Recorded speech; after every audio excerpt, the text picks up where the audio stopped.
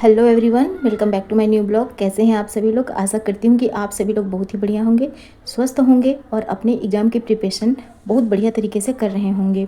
तो जैसे कि फ्रेंड्स, मैं आप लोगों को टारगेट दे रही थी कि इस तरीके से हमको पढ़ाई करनी है, चाहे 2 दिन चाहे 3 दिन, इस तरीके से हमारा डिस्ट्रीब्यूशन था। लेकिन मैंने देखा कि हर कोई अपने स्ट्रेटजी के हिसाब से पढ़ाई कर रहा है और कोई फॉलो कर भी रहे हैं तो केवल देख ले रहे हैं, लेकिन पढ़ाई अपने तरीके से कर रहे हैं। किसी के भी एक भी क्वेश्चन इस तरीके से नहीं आए कि अब हमको यह चीज़ में किस तरीके से पढ़ना है या जो टॉपिक चल रहा है उसमें क्या डाउट्स आ रहे हैं। आप लोग केवल ये पूछते हैं कि आपकी तैयारी कितनी हो गई है। कोई यह नहीं बता रहा है कि उनकी तैयारी कितनी हो रही है और वो इस टारगेट के हिसाब से चल रहे हैं। तो फ्रेंड्स, मैंने यह सोचा है कि मैं अब से टारगेट नहीं दिया करूँगी। आप लोग खुद से अपने से टारगेट बनाइए, अपनी स्ट्रेटजी को फॉलो करिए, क्योंकि मैं बनाने में मुझे टाइम लगता है और उस चीज़ को मैं आप लोगों को एक्सप्लेन करती हूँ, बताती हूँ कि इस तरीके से करना है। तो आप लोग अगर उस हिसाब से नहीं चल रहे हैं, अगर अपने हिसाब से चल रहे हैं तो वह भी बढ़िया है। और बस मैं टॉपिक बता दिया करूँगी कि मैं किस तरीके से मैं अपनी पढ़ाई करती हूँ, है ना, क्योंकि हर किसी का पढ़ाई करने का तरीका अलग अलग होता है। और कई लोगों के यह भी डाउट्स है कि हमने जो RWA का जो कोचिंग लिया है तो उसमें किस तरीके से पढ़ा रहे हैं, समझ आ रहा है कि नहीं आ रहा है। कोई दूसरा कोचिंग लेके बोलता है कि हम फंस गए, क्या वहाँ से पैसे रिटर्न मिल जाएंगे, क्या मनी रिटर्न मिलेगा क्या। कोई बोलता है कि हमको ये वाले बैच से पसंद नहीं आ रहा है। तो देखिए, हर किसी कोचिंग का जो डेमो है वह यूट्यूब में पड़ा हुआ है। आप लोग कहीं से भी किसी भी तरीके से आप लोग टाइम निकालिए, देखिए कि कौन सा परचेस करना है। अभी तक लोग भटक रहे हैं। अब तक तो आप लोगों को एक रास्ता पकड़ लेना था और अपना जो स्टडी है उसको कैरी ऑन कर लेना चाहिए था, क्योंकि अभी तो देखिए जिस तरीके से है हमारे जो कोचिंग में है उसमें अभी ज़्यादा सिलेबस कवर नहीं हुआ है, क्योंकि स्टूडेंट लोगों को धीरे धीरे समझने में ही काफ़ी डिफ़िकल्टीज आ रही हैं। कभी हिंदी इंग्लिश का थोड़ा रहता है और कभी और कुछ का कि उनको बिल्कुल बेसिक ही समझ नहीं आता। तो धीरे धीरे करके एक एक सिंगल लाइन टॉपिक वर्ड्स को अभी मैडम जो है एक्सप्लेन कर रही हैं। और अभी हमारा जो है अभी केवल जो यूनिट है वही कंप्लीट नहीं हुआ, लेकिन जितना भी कंप्लीट हुआ है अभी तक, जो एक एक सिंगल वर्ड्स वाला जो सिंगल टॉपिक्स है वह पढ़ाया है उन्होंने। बहुत बेहतरीन तरीके से पढ़ाया है, मुझे समझ आ गया है। और मुझे अपने जो बैच है उस पर भी मुझे कॉन्फिडेंस है कि हाँ, वह एक जो सिक्योर टाइम है उससे उस तक तो पहुंचते तक से वह फिनिश हो भी जाएगा। तो मुझे अपने टीचर पर भरोसा है, मुझे अपने आप पर भरोसा है कि हाँ, अगर सडनली से अगर एग्ज़ाम का टाइम आ जाता है तब भी मैं अपने से मैं मैनेज कर लूँगी। तो मुझे टेंशन की बात नहीं है। और मैं आप लोगों को भी हमेशा मैं बोलती रही हूँ कि आप लोग सेल्फ स्टडी पर ध्यान दीजिए, क्योंकि जो क्लास में चल रहा है वह तो चल ही रहा है, वहाँ से हमको नोट्स PDF सब मिल रहा है। लेकिन साथ में अगर जब तक कि अगर हम लोग खुद से भी नहीं पढ़ेंगे, कि किसी चीज़ को बार बार रिवाइज नहीं करेंगे, तो वह समझ में कैसे आएगा। और कई लोग मुझे ये पूछ रहे थे कि आपने कितना टॉपिक कर लिया है। तो देखिए, मैंने तो वैसे मेरा एक बार जब मैं TGT का तैयारी कर रही थी, जो ये चैनल भी है वह TGT की तैयारी के साथ ही मैंने किया था। वैसे तो इसका नाम पहले मेरा दूसरा था, विलेज लाइव ब्लिस करके था। मैंने सोचा था कि अपना जो गाँव है इसके बारे में मैं दिखाया करूँगी, खेत खलिहान दिखाया करूँगी, फसल कैसे होती है, अपना जो लाइफ रूटीन है वह दिखाया करूँगी।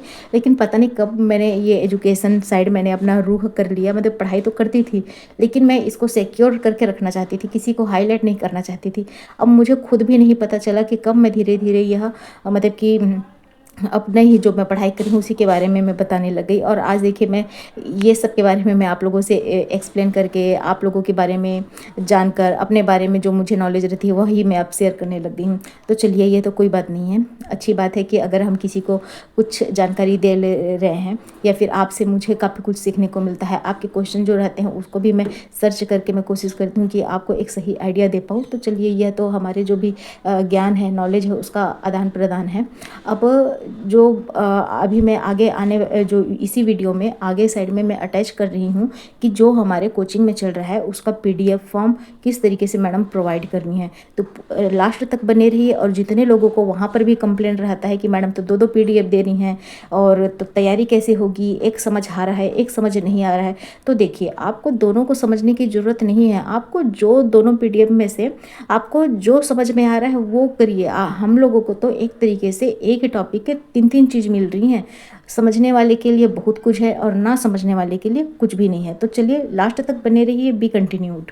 जो यह है प्लांट फिजियोलॉजी, पादप शरीर जो विज्ञान है, प्लांट फिजियोलॉजी, जिसमें अभी ट्रांसपोर्ट इन प्लांट्स अभी हम लोग पढ़ाई कर रहे हैं।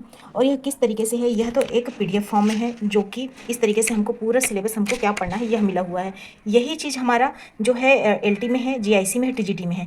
अब कुछ लोगों को यह डाउट्स हो रहे थे जो हमने कोर्स परचेज़ किया है, तो उनका मैं डाउट क्लियर करने वाली हूँ कि एक तो यह पीडीएफ होती है और साथ में ही मैडम का जो ये है हैंड रिटन, जैसे ही पढ़ाई है 2-3 पेज का, इसको बहुत अच्छे से पूरे अच्छी तरीके से पढ़ाती हैं। यह भी हमको यह मैम खुद हैंड रिटन में यह अपने ओन राइटिंग में लिख के देती हैं और साथ में ही जो हमको बोर्ड में पढ़ाती हैं वो। अब कई लोगों को डाउट होता है कि मैडम तो दो हमको पीडीएफ दे रही हैं। बताइए मैडम कितना आसानी से दो पीडीएफ दे रही हैं। या तो आप ब्लैक बोर्ड में जो पढ़ा रही हैं वो वाला ले लीजिए, या हैंड प्रिंटिंग ले लीजिए, और जब पूरा सब्जेक्ट हमारा ख़त्म हो जाता है उसके बाद इस तरीके से हमको पीडीएफ मिलती है। लेकिन इस बार हमको पीडीएफ पहले मिल गई है और इसी के हिसाब से जब पढ़ाई करवा रही हैं तो एक हैंड रिटन ये वाला मिलता है और साथ में ही एक जो बोर्ड में पढ़ाई होती है वो वाला मिलता है। तो उसको भी मैं दिखा दूँ एक बार आप लोगों को। तो वह इस तरीके से होता है, लेकिन यह जो बोर्ड में पढ़ाई होती है यह काफ़ी बड़े बड़े अक्षरों में लिखा होता है। तो मैं ये वाला को प्रिंट को उतना मैं मतलब कि नहीं लेती, क्योंकि पूरा ये पेज वेस्टिंग लगता है मुझे। केवल मैं समझ लेती हूँ, कुछ लिखना रहता है तो मैं अपने कॉपी में लिखती हूँ, लेकिन जो मैम की जो हैंड रिटन है वह मैं निकलवाती हूँ ज़रूर से। जैसे ही मेरा चैप्टर मैडम पढ़ा देती हैं, पीडीएफ अपलोड कर देती हैं, मैं पूरे वीक का एक बार निकलवा लेती हूँ और हर मंडे को मैं रिवाइज करती हूँ। तो इस तरीके से एक ये पीडीएफ मिलती है, एक ये पीडीएफ मिलती है, और जब ये दोनों पीडीएफ हो जाती है पूरा हमारा ये यूनिट कंप्लीट हो जाता है, फिर इस तरीके से मिलता है। तो आई थिंक कि आप लोगों को तो कन्फ्यूजन नहीं होना चाहिए, हम लोगों को बहुत अच्छी तरीके से मटेरियल मिल रहा है। अब बात करते हैं जैसे कि यह वाला, जैसे कि यह एलटी में है पादप शरीर क्रिया विज्ञान। अब इसमें हमारा क्या है, जल का अवशोषण है, रसारोहण है, वाष्पोत्सर्जन। अभी देखिए अभी हमारा एग्जाम अभी तुरंत आया नहीं है, लेकिन अगर हम इन चीज़ों को बिल्कुल स्टेप बाय स्टेज अगर हम पढ़ते जाते हैं तो हमारे ही बेस बहुत अच्छी तरीके से मजबूत होने वाला है। अब इसमें है यह जो है पादप शरीर क्रिया विज्ञान, और यही चीज़ एलटी में दिखाऊं तो एलटी में यही चीज़ है हमारा है ये वाला प्लांट फिजियोलॉजी, जिसमें है जल संबंध। अभी इसमें हम कल से वाष्पोत्सर्जन पढ़ेंगे और इसके बाद ये धीरे धीरे करके स्टेप बाय स्टेप यह होता जाएगा। ये केवल ये बेसिक चीज़ें हैं, वैसे तो हमको ये सब चीज़ें आती हैं, लेकिन फिर भी जब हम किसी एग्जाम को देते हैं, कोई कंपटीशन एग्जाम, तो उसके हिसाब से एक एक लाइन को हमको समझना पड़ता है। कई लोगों को यह भी डाउट है कि हमारा सिलेबस कंप्लीट होगा कि नहीं होगा, लेकिन देखिए जो अगर हम पढ़ाई कर रहे हैं तो वह ज़रूर ही कंप्लीट होगा और हमको सेल्फ स्टडी भी करना पड़ेगा। और ये देखिए ये टीजीटी में दिया जो है इसमें दिया हुआ है, जो हमने 2022 में फॉर्म भरा था, ये टीजीटी एलटीजीआईसी सब में वही है, जल अवशोषण, रसारोहण, ट्रांसपिरेशन है ना। तो यही है, हमको यह सब पढ़ना पड़ेगा, फोटोसिंथेसिस, नाइट्रोजन चक्र, बहुत सारी चीज़ें हैं, तो ये हमको इसमें भी पढ़ना पड़ेगा। तीनों हमारे सब्जेक्ट में यह पढ़ाई करनी पड़ेगी। तो फ्रेंड्स आई थिंक कि आपको यह डाउट क्लियर हो गए होंगे। सिलेबस ज़रूर कंप्लीट होगा, जो टीचर पढ़ा रहे हैं वो आप पढ़ते जाइए, साथ में ही साथ अपनी भी तैयारी करती जाइए, क्योंकि देखिए हमारा जो एग्ज़ाम है अभी हम लोगों को ही प्रेशर होते जाएगा, इसीलिए जो टीचर पढ़ा रहे हैं वो भी पढ़ना है और हमको भी पढ़ना है। पीजीटी का एग्जाम 15 से 16 अक्टूबर को है, टीजीटी का एग्जाम 18-19 दिसंबर को है। एलटी ग्रेड का देखिए पॉसिबिलिटी तो बता रहे हैं नवंबर में है, लेकिन मेरे ख्याल से तो देखिए ये दिसंबर जनवरी तक ही यह भी खिसक जाएगा। जीआईसी का है यह भी दिसंबर और या जनवरी में होगा, इसी तरीके से बोला जा रहा है, क्या पता 2026 में ही एलटी और जीआईसी का हो। यूपी टेट ये नया चीज़ आ गया है जो कि जनवरी में आ रहा है, 29-30 जनवरी का, इसका पता नहीं नोटिफिकेशन कब आ रहा है, पता नहीं है। अभी सीटेट भी दिखने को मिलेगा, मतलब कि हमको सब चीज़ एग्जाम देना है। टीचर बनना है तो सीटेट यूपी टेट हर चीज़ क्लियर करना है। बोला जा रहा है कि अभी सुपर टेट भी आएगा, देखते हैं क्या क्या आता है और उसके हिसाब से हम अपनी तैयारी करते चलेंगे।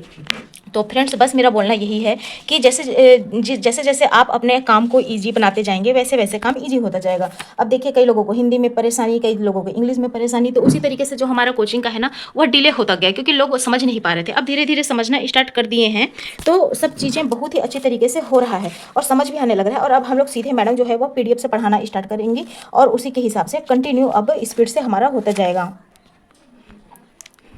एक एक चीज़ को पढ़ा रही हैं। अगर हम ये जो बेसिक जो बोलना चाहिए ये सब की पॉइंट्स होते हैं, अगर हम की पॉइंट को पढ़ेंगे, डीपीटी क्या होता है, ओपी क्या होता है ना, और जो ये फार्मूला बेस्ड इस तरीके से होते हैं, यह केवल मतलब कि हमको अगर ये शॉर्टकट को अगर हमने समझ लिया तो हमारे लिए जो इसके बाद फोटोसिंथेसिस है, रेस्पिरेशन है, सबको समझना ईजी हो जाएगा। वही सेल हमारा इसमें है, वही सेल जो है बॉटनी में है, वही जूलॉजी में है।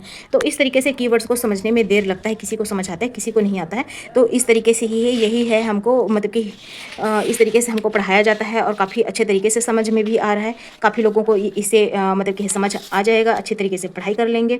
और बस यही है फ्रेंड्स, हमारा जो टॉपिक है धीरे धीरे करके कवर होगा। मुझे तो अपना पूरा अच्छे तरीके से विश्वास है।